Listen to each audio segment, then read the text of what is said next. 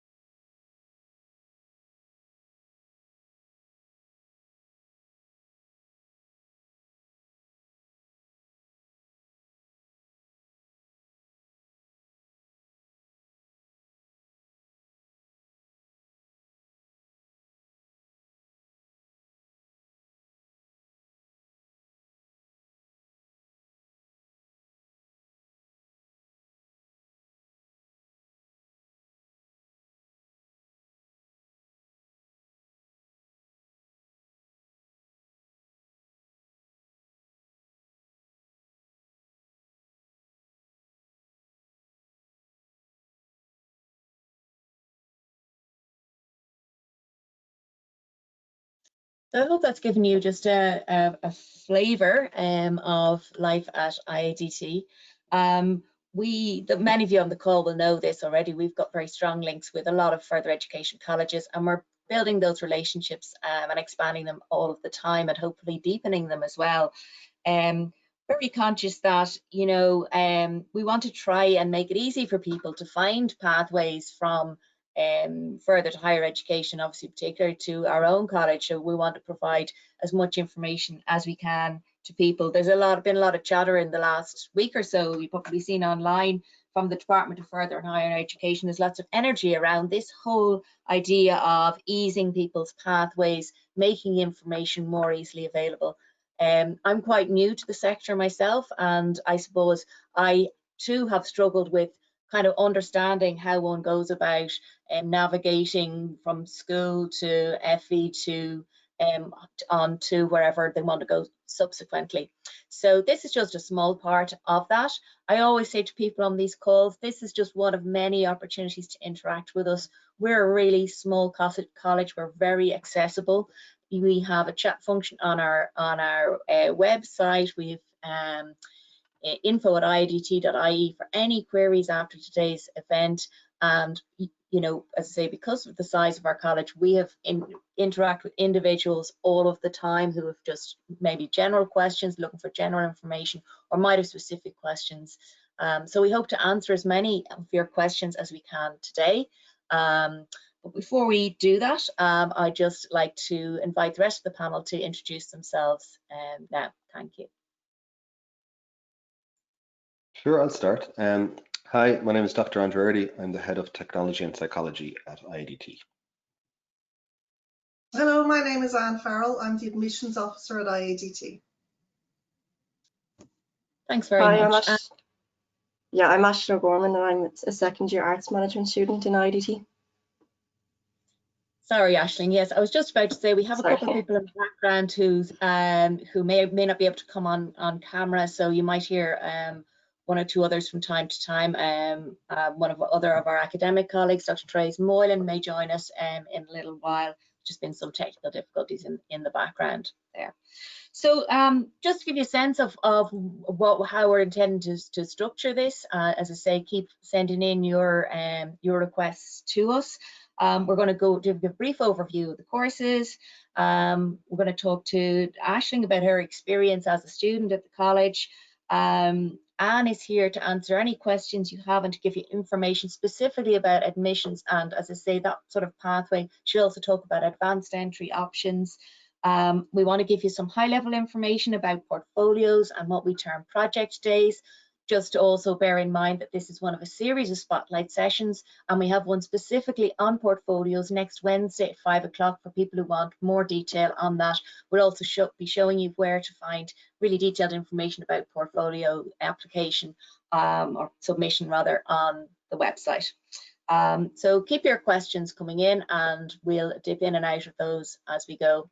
So first of all, I'm just going to call up, just bear with me a second, call up a couple of slides here. We're trying to make this not like too slide heavy. We know everyone is really tired from looking at a whole lot of PowerPoint presentations and, let's face it, webinars and Zoom. So we're trying to make this as painless as possible and as interactive as possible. So do bear with us.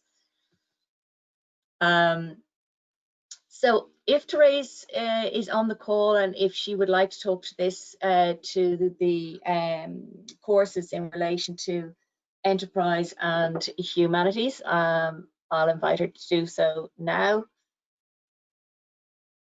I think Therese is having some mic issues. So I can talk briefly about these programs. So we've got two faculties in IADT. You don't need to worry about this too much as applicants, but it's just how we organize things.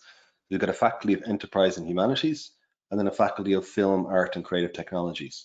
So we're just going to talk about the programs kind of under those two umbrellas, just so you kind of get a sense of what we do at IADT and what you can come here to study. So under the faculty of enterprise and humanities, we have the programs that you can see on the screen here. So we have programs in arts management, which Aisling can maybe talk about in a second. She will know much more about that than I do, as she's a student on the program. We have a relatively new program on new media studies, a program which is brand new on English and equality studies, program on applied entrepreneurship, which is a level 7 program, so it's a shorter course than the others, a Bachelor of Business Honours in Business Management, and then a Bachelor Arts Honours in Digital Marketing. So there's a range of different programs you can come into the Faculty of Enterprise Humanities to study around the area of business, of entrepreneurship, looking at digital marketing, so how you put together things like social media campaign, looking at new media studies, so how different areas of new media kind of affect us and how we can develop and utilize those. And then areas like English and equality studies, so if you're interested in kind of gender studies, equality, diversity, areas like that, I think that's a really interesting new program which will be very popular going forward.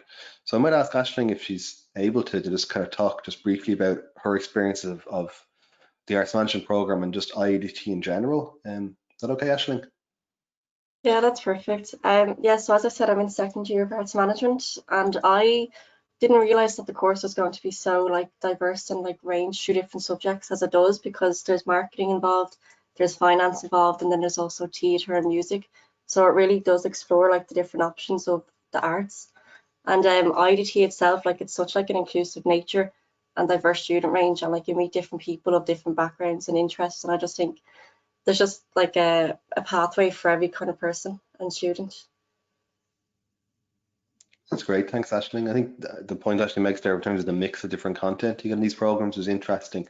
So coming in to do something like arts management, again, you're going to touch on all these areas like accountancy, finance, HR, but also on the kind of more artistic side and what it would be like to work in that sector as a kind of the business person who's providing support for them. And again, I think these are a really interesting range of programs. So again, if you've got questions on any of these individual programs, please feel free to just throw them into the chat and we'll come back to them and answer them, because I'm sure people here are interested in maybe 2 or 3 specific programs. And we're not going to talk in a lot of detail about any one program, but if you have a question, let us know, and then we can maybe get into a bit more detail in the answer.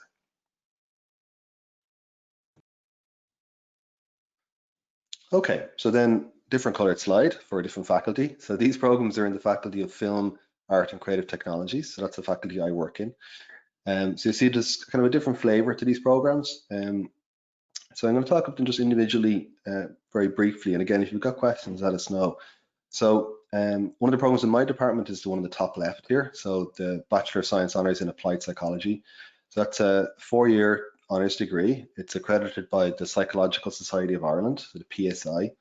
In the program, you would study all the kind of key areas, core areas of psychology. But in addition to that, you learn how those areas are applied in practice.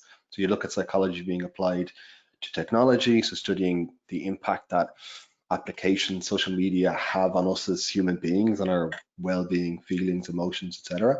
But also understanding how we can design technology that would better serve people as well. And then other areas in which psychology can be applied to things like sport, to media, psychology in the workplace, forensic psychology, so psychology of crime. There's a whole lot of different applications of psychology that you will study in that course. And the intention is to kind of give you an accredited psychology degree and then set you up to go on to either further study or go into employment in one of those areas of psychology. So there's a whole raft of different things you can go into on the back of that program. And then below that, there's a course in creative computing, which again is also in my department. So it's a computing course, so 4-year science degree, honors science degree. You cover all of the kind of the core kind of hard computing stuff. You do programming, databases, networks, operating systems, all of these kind of core pieces. But in a similar way to the applied psychology degree, you're looking at how computing is applied in different areas, and particularly how it's applied creatively. So looking at how computing and programming can be used to develop animations, games, interesting mobile apps, well-designed websites that actually target particular users. So that's kind of the creative aspect there. And I wouldn't worry if you're not creative, that shouldn't put you off the course. Everybody can be creative, and you'll learn that during the course of the program.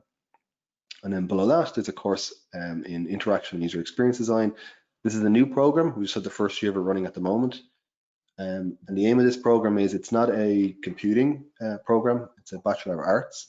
And the idea is to learn how to design interactive experiences and user experiences. So having an understanding of what people need from an application, from a mobile application, from a website, etc. So you get an understanding of how to create, kind of talk to users, understand what they need, go through a design process to design an application, design a website, prototype that out, test it, but also looking at wider experiences, so experiences in the physical world. So when you go into a shop and you walk around, the signage within the shop, all of that has to be designed for a particular user experience. So that's what that course is aiming to do. And then below that is creative music production. So this is a course we run in collaboration with the Sound Training College in Temple Bar. So if you're interested in producing music, in the technical side of music production, again, this is a course that's in high demand. It's very practical, so you get a lot of experience kind of in the studio working on music production. So a lot of people do come in for further education into that course. So again, I'd say have a look at the website in terms of the different paths that are available, the different things you would do if you're interested in music and music production.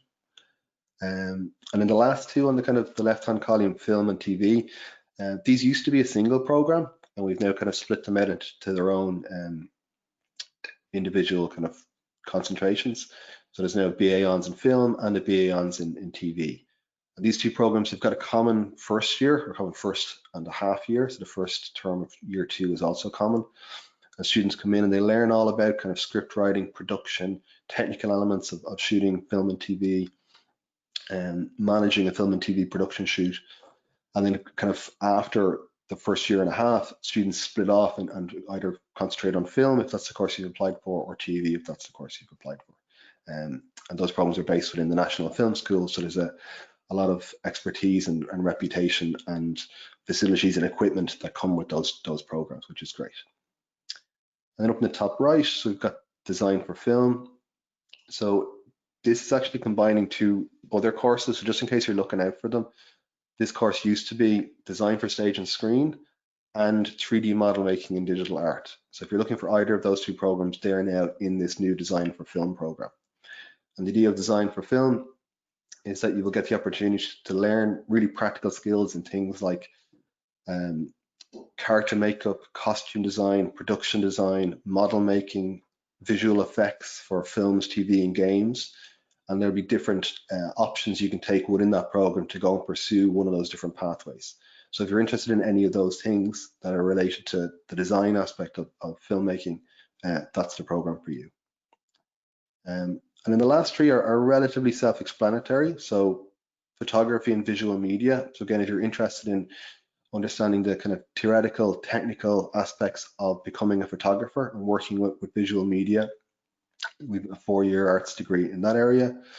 Our animation degree is extremely popular and has a very good reputation. And again, there's a lot of students that come in via FE routes into our animation degree. Again, very studio-based program, 4 years of kind of working away and honing your craft as an animator. Our arts degree, so the second last one on the right there. Again, this is quite a practical studio-based program, but there is a lot of kind of theoretical learning in terms of understanding the history of art, its influence on wider society, the greater kind of context of the work you do, and having a really good critical understanding of what you do as an artist, and then being able to express yourself through drawing, painting, printmaking, sculpture, video, digital media, experimental film, performance art. There's a whole lot of different ways that you can express yourself as an artist, and they're all covered within the program. And then finally, the bottom right, graphic design. This used to be visual communication. So the course has been renamed and redeveloped for this year. So if you're interested in applying for visual communication, it's now graphic design. And it's all about becoming very literate in how to express yourself visually. So having a really good understanding of visual design, that can be typography, illustration, photography, printmaking. It's having a really good understanding how to communicate ideas and solve problems in a graphical, visual manner. And there's some overlaps between that and areas like user experience design, in terms of having a good ability to solve a problem through design. So there's a lot there. I'm sure some of those are more interesting to you than others.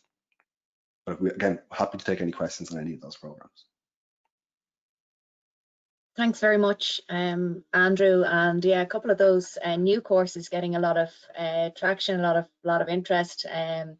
Personally, that one on interaction experience, user experience design. I watched the spotlight session the other night, and I just think for anyone who's got an interest in designer technology, it's such a new area. There's so many job opportunities. It's definitely worth having a look at if it's something that you haven't considered before. It's a really exciting new course.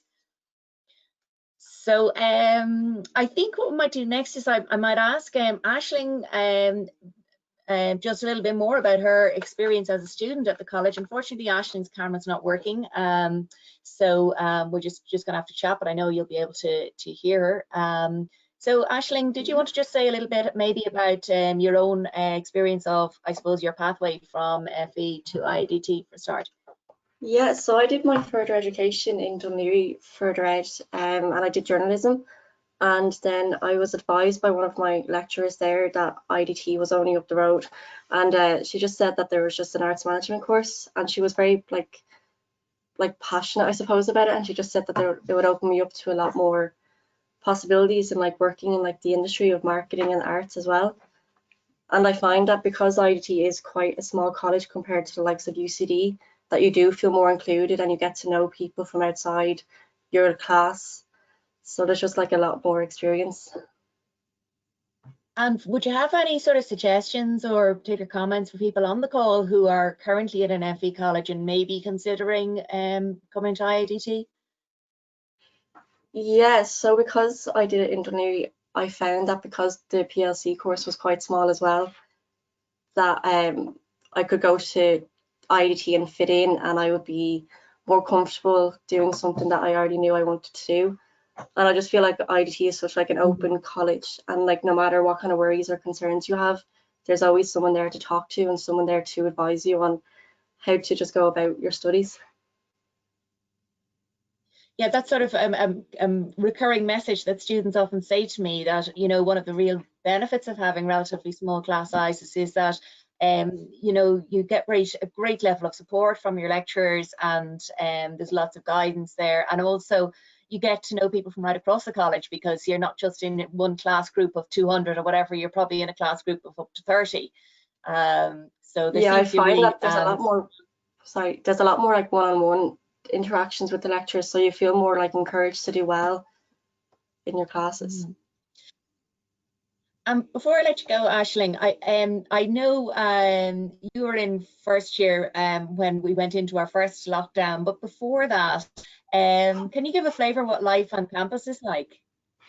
Yeah, it's very how do I say it? Like, just everyone just seems so outgoing and just happy, and they're just like bopping around, and it's just very like involving. Like, you can just go around and just talk to anyone, and there's no like pressure, or you're not being surrounded by big crowds or anything, so you can just be your own person, I suppose. It's quite informal, isn't it? Yeah, like you don't feel Yeah. lost or anything walking around either.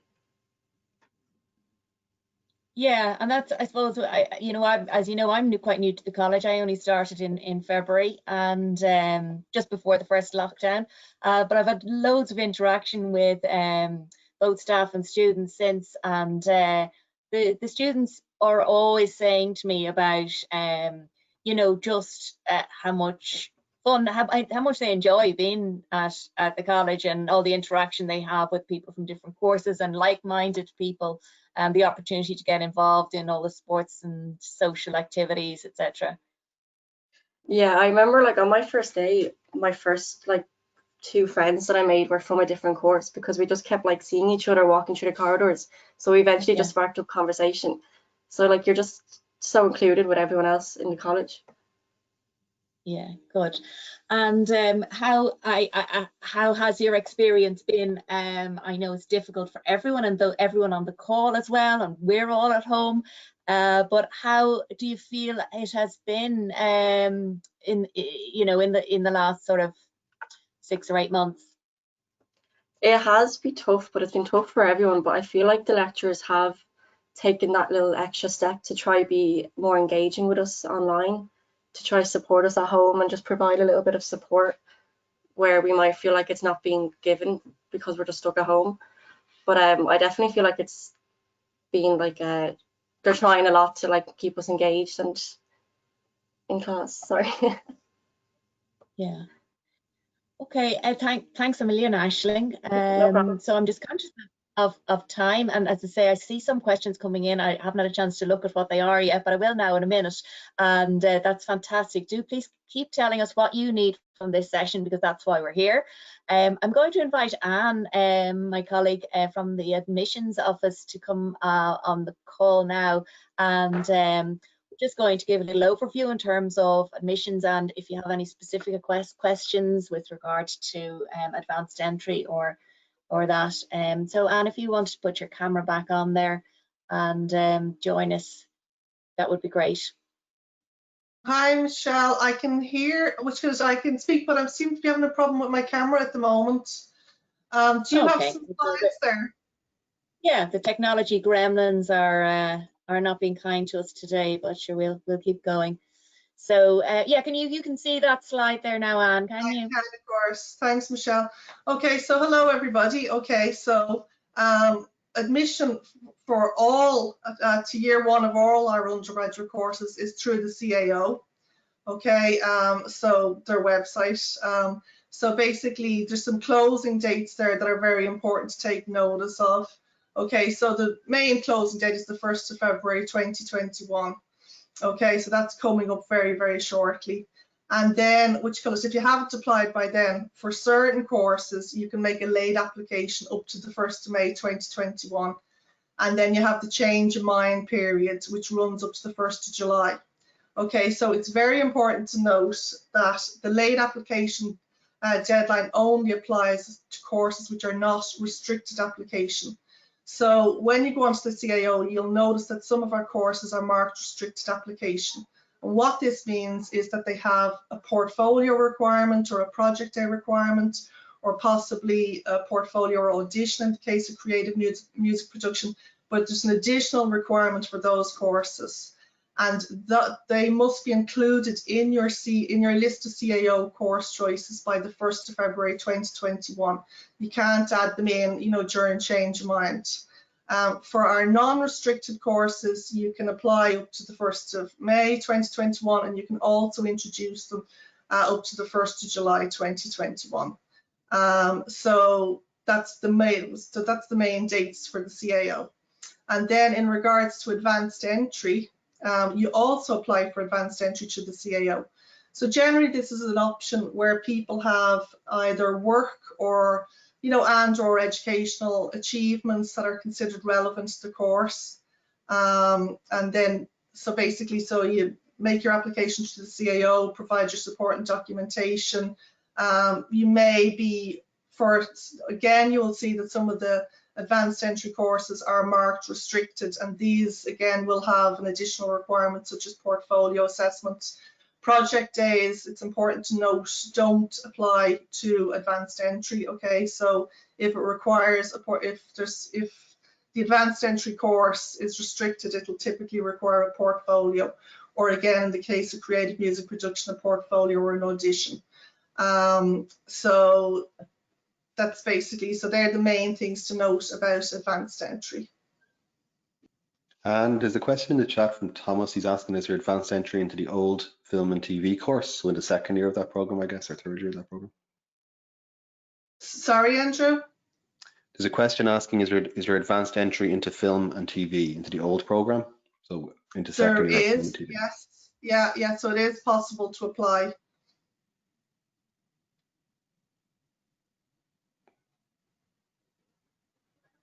Okay, thanks very much, Anne. Anne is going to stay on the call in the background and keep your questions coming in. It's a great opportunity to find out more, particularly around that area of advanced entry. We generally get lots of questions on that. And what we'd like to do now is just give you some information on portfolios and on project days.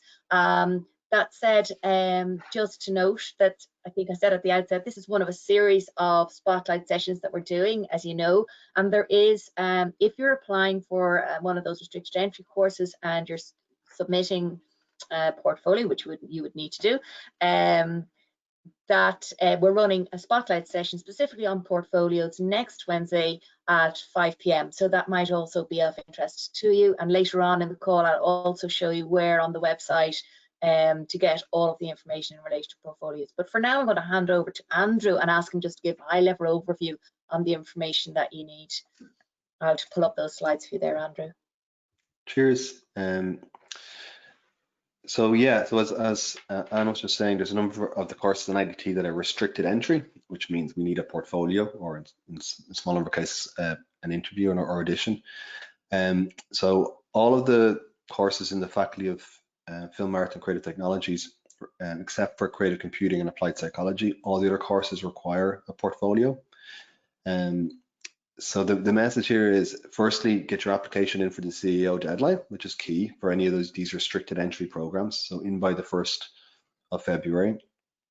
And then for FE students applying for advanced entry, there is really just one route in terms of portfolio. So that is the submission of an online portfolio with a deadline of the 18th of March 2021. So last year, given the restrictions and the general environment we were operating within, we moved to online only portfolios, which has worked really well, I think, for everybody. So we have an online platform that you can register for. Their details are on our website. You can create a profile there, and then you can submit work, either submit your entire portfolio in one go, or you can kind of update it gradually. So we typically look for about 10 to 25 pieces of work for a portfolio on that online platform.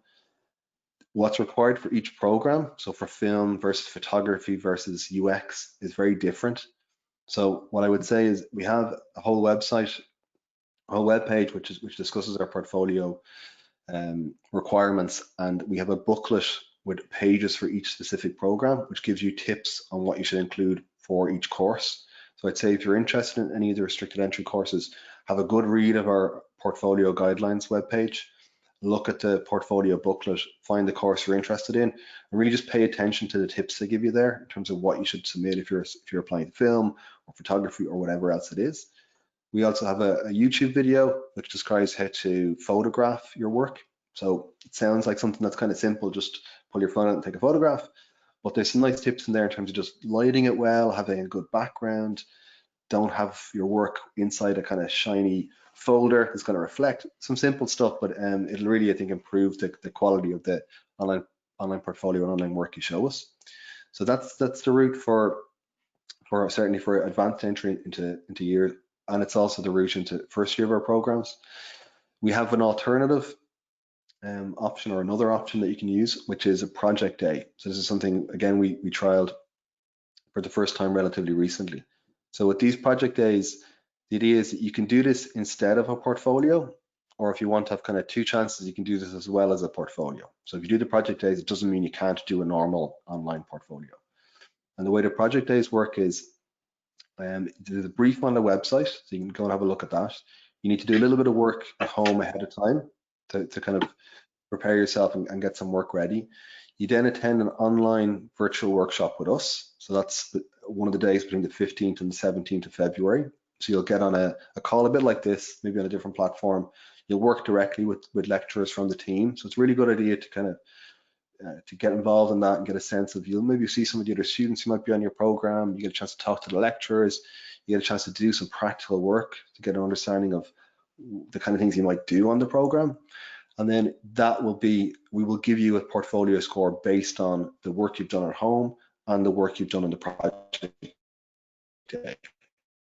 If you haven't got a portfolio ready, or you're not happy with the portfolio you've got, an alternative is to do the project day, and we will assess you and give you a score based on the work you do on that day. So I think it's nice if you've been busy with everything else, or if the pandemic has kind of sidetracked your portfolio preparation a little bit, it's a nice alternative to be able to just kind of come in, do one day online session with us, and get a portfolio score through that. And again, this only applies to entry to the first year of our programs. And if you're not happy with your portfolio score or your project day score, you can still submit the kind of the normal portfolio via the online route. So that's still an option that's available to you.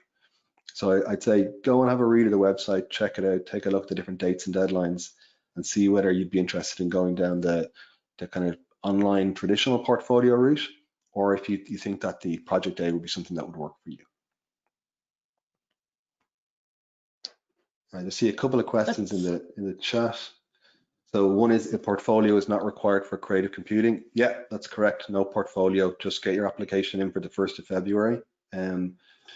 That's probably the program I've been most involved. I'm in IADT 12 years, so a bit longer than Michelle. That's the program I've been most involved with. And over the years, we've had a lot of FE students that have either come into first year or second year, often as well. And often they're really, really good students, and they come out with a great degree and get snapped up by employers. So yeah, if you're applying for that program, don't worry about the portfolio. And then the other question is, do virtual project days apply to QQI applicants as well as to leaving cert applicants? So yeah, I think so, as long as you're applying to first year. That sound correct? Yeah, that sounds correct. And actually, I think if Anne is still there in the background, which I think she is. Yeah, that is correct. Yes. Yeah. Project days are not for everyone. Yeah. For everyone. And in terms of people, I suppose, registering for the project day, my understanding is that once you apply for one of these courses through CAO, that you will receive an invitation to register. Is that correct, Anne? We're going to be contacting students starting from Monday. So if you've applied already, you'll be receiving an email early next week. So keep an eye out for it. And basically, yeah, so we'll be contacting people with further information on the project days and portfolio submission.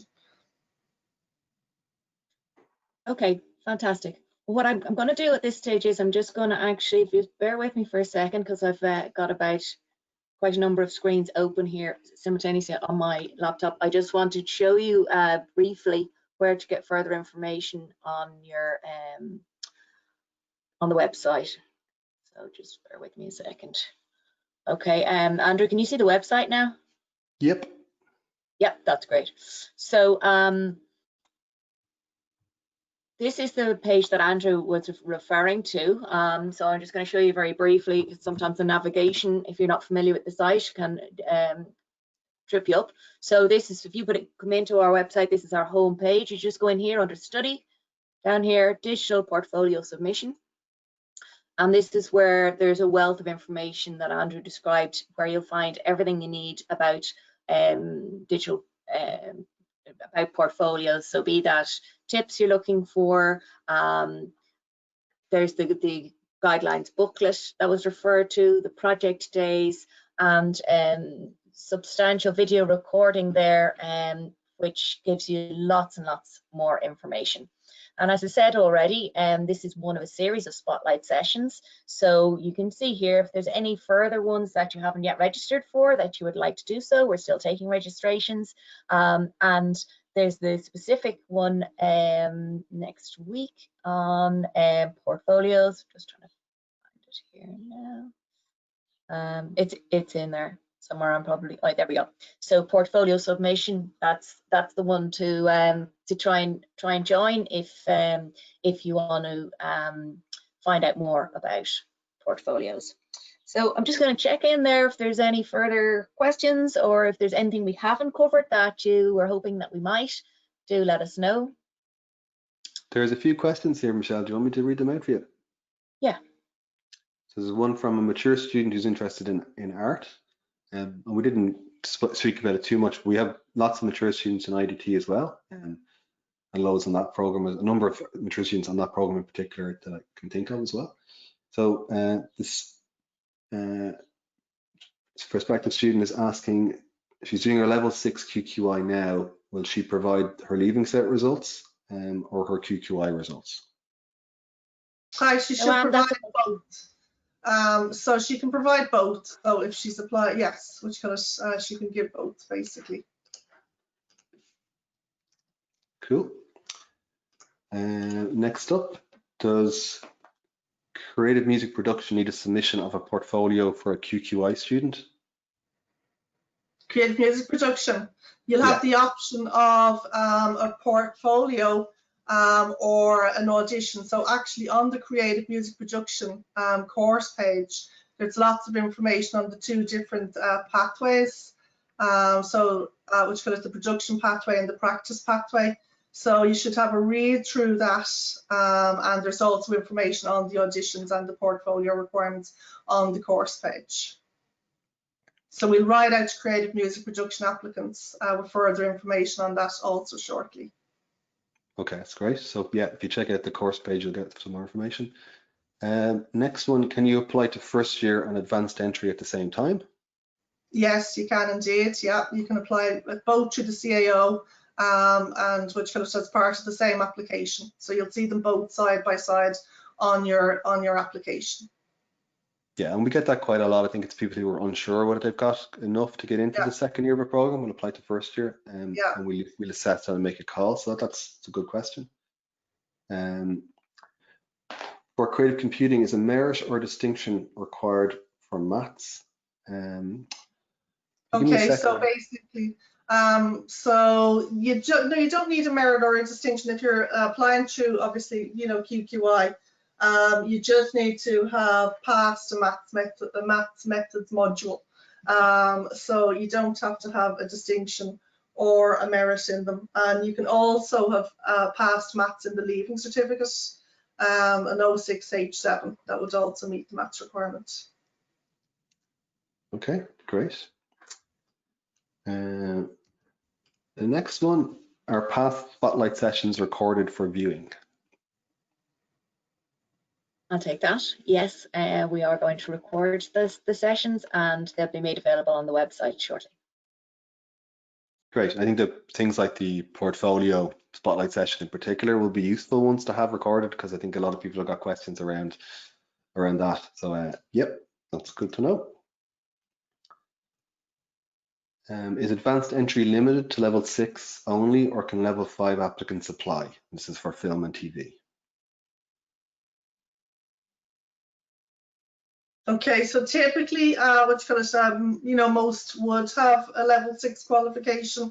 You can also apply on the basis of other, sort of like maybe higher education and even work experience. So yeah, you really just need sort of work or education experience relevant to the course, but typically it would be a level 6 would be considered. Okay. So if the Leaving Cert was some time back, how do we calculate the points? So this is someone who did Leaving Cert a while ago, and they were calculated based on the older grading system. Yeah, okay, so you'll actually find that information on the CAO website. So the CAO actually has a very good points calculator on their website, and you can select, whether you're using the sort of the newer marking scheme or the older one.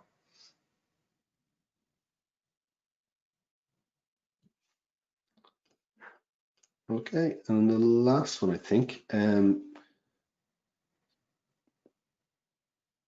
Okay, so is there a consideration for the fact that grading curves have changed? So there are more A's now than there was back in the 70s when this person did their Leaving Certificate. So grade inflation, I guess, is the question. Not that I'm aware of. Okay, I think that's from the same person as from Valerie, who I think was also doing the level 6 QQI. So if she's got those results, they will be used for assessment in terms of coming into the programs as well. And one more. So can someone be accepted to creative music production from a level 5 QQI? They can indeed. So they would need to, which to be considered, you would need to have a full level 5. So that's really important. We can't just accept sort of component parts of awards. It has to be the full level 5 award with a minimum of 3 distinctions. And where that requirement is met, then the CAO will actually score the QQI award. Okay, so you'll receive a score for that. That will be added to your portfolio or addition score. And basically that will produce your the total point score that you'll compete for place on the course with. Okay. Did not know that. That's useful. Thanks, Anne. And you can find information on the QQI scoring scheme that the CAO will use on the CAO website. Cool. Good. So is the statistics module from a level 5 psychology course accepted for admission into applied psychology instead of maths? It is. So statistics is one of the accepted maths methods modules. So if you go on to, again, the CAO website, you will find under the QQI Feedtax section, there's minimum entry requirements section where you can put in basically any course code, including, for example, applied psychology, and it'll show you the exact, where, say, a maths methods module is required, the actual ones that are accepted, and statistics is one. Okay, that's good. Does vtec level 3 qualify as Leaving Cert? So we will consider vtec level 3 qualifications. So we treat them in the same manner as vocational qualifications such as QQI, Feedtax, and they're scored up to a maximum of 390 points. So yeah, so it has to be, so typically that would be for like a 3 sort of like star, distinction and extended diploma will be the maximum points. So just include your copies of your certificates. You need to sort of send that sort of information off to the CAO as part of your supporting documents, and you can find information on sending supporting documents to the CAO in the CAO handbook. Okay, and there's a question from me about creative computing. What would you recommend to install to get a head start?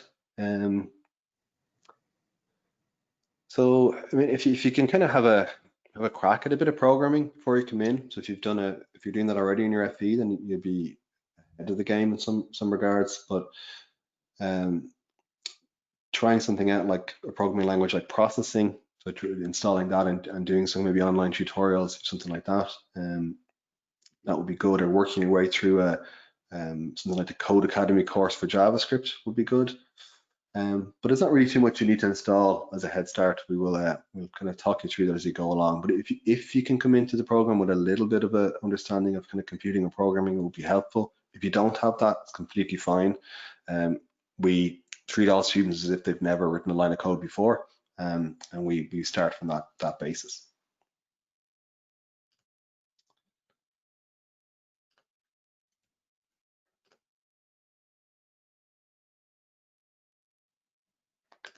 Okay, and then there's just maybe a couple more questions here. So what score does level 6 QQI get? So again, that is scored in the same as a level 5, really. So again, it will be scored up to a maximum of 390 points, and you can find information on the scoring scheme on the CAO website. Okay. And then, do other diplomas count for anything, e.g. a computer programming level 6 from Trinity in the pre-QQI days? You'd need to sort of contact the admissions office, maybe just give a little bit more detail would be the best thing there. Possibly, you know, like just sort of give a little bit more information on the exact award. So you can contact the admissions through admissions@iadt.ie. Super, thanks, Anne.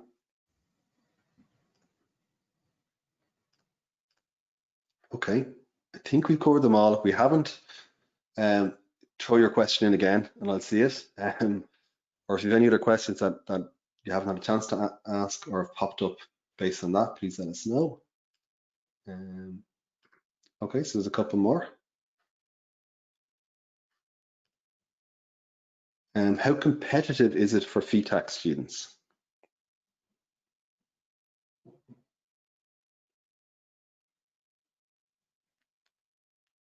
Okay, so it really depends on the course, you know, obviously the number of places, the number of applicants, you know, so it's which kind of, yeah, it's, you know, it is a sort of, I suppose, a competitive process, but you know, it really depends, like largely, you know, from course to course.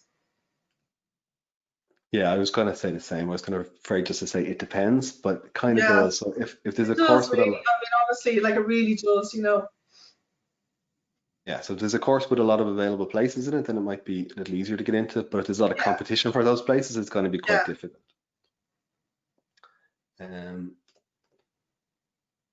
How full-time is the art degree is the question. So, I mean, my answer to that would be like all of our undergraduate programs are full-time, and you're expected to be like on campus in classes for a number of hours per week. So I know in the programs I'm involved in, it ranges from maybe 20 hours a week in first year down to possibly 12 come fourth year. That's in kind of technology and psychology. But outside of that, you're expected to kind of have the time to work on assignments and coursework. Like we know students will have things like part-time jobs and there's a need for that, but you do need to be aware that it is a full-time commitment, and it can be difficult to balance a full-time course and various other things. So I'd say if you're asking about specific hours, I would say drop us a line and we can talk to the program chair of art, and they might be able to give you an indication of how many hours a week you'd be on campus and how many hours a week of additional work you'd be putting in independently.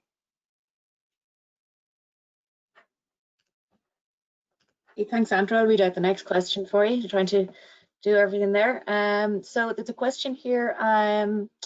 Another QQI question. Might you be able to give a rough idea of the number of QQI applicants and the number of places offered to QQI applicants for applied psychology last year? I know that's a very specific question. I have no idea if that information would even be available to you, Anne.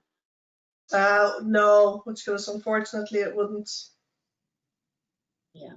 Off the top of my head, it was we probably had 65 places for the program. Yeah. It may have been somewhere around 10%. That might have been QQI, something like that. Oh yeah, at least I would have thought. Yeah. Yeah. Okay. great. All these questions, every time we think we've answered all your questions, there's more coming in, so that's fantastic. That's what we're here for. I think there's another one just popped up there.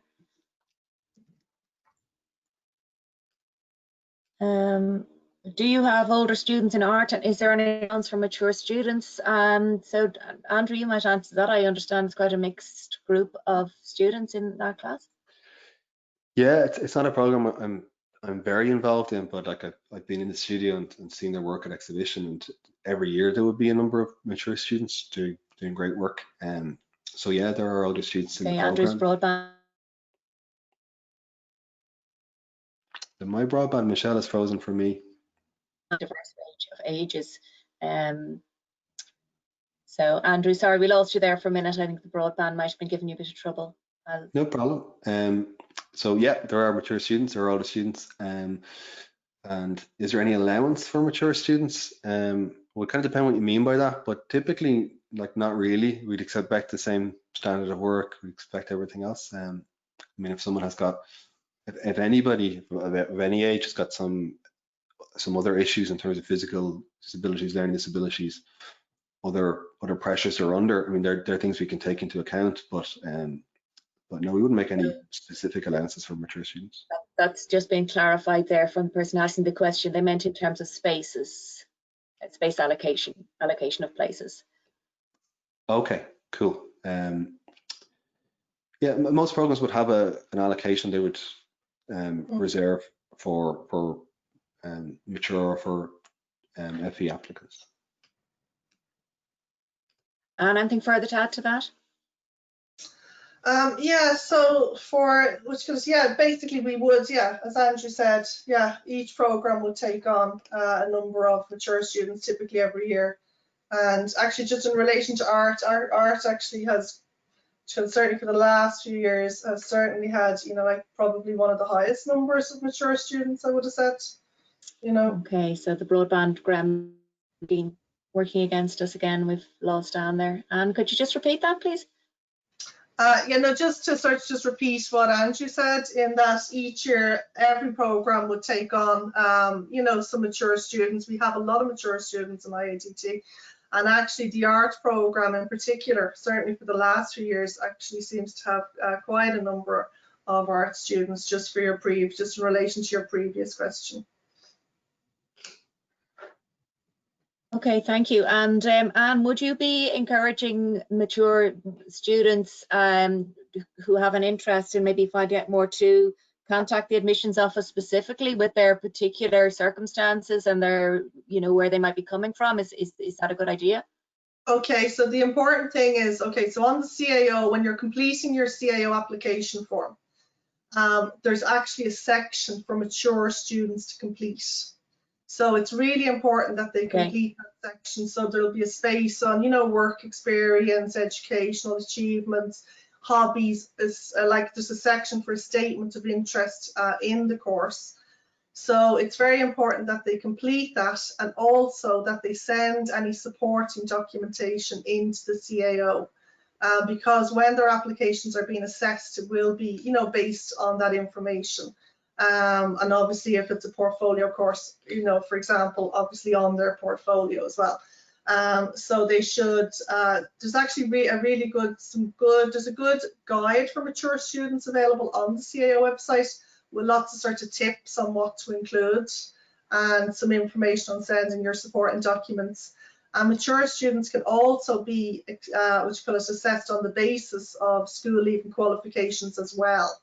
Okay, so in the earlier rounds, you may be considered for an offer on the basis of being a mature student. And if you're not successful at that stage, it may be possible that, following assessment of, on the basis of your school leaving exams in a later round, that you could be successful at that stage. Okay, thanks, Anne. That's good advice there. The admissions office if they have any queries. Any specific queries, so admissions@iadt.ie. Okay, thanks, Anne, and a lovely acknowledgement there in the chat from the person who was asking that question. So appreciate that, Anne. Thank you very much. And a question with regard to support for people with dyslexia, and I can see that Andrew has sent links to the individual who was asking that question, just for everyone's benefit. There's fantastic support in IADT for people with any kind of learning difficulties or need any kind of learning support. Yeah, if anyone wants to connect directly with me on that, I can certainly put them in contact with someone who can provide them with further information or reassurance with regard to what supports will be made available. I think that's nearly us. Andrew, I don't see any other questions. I think we're done on questions. Yeah, it was great. We got loads today, which is brilliant.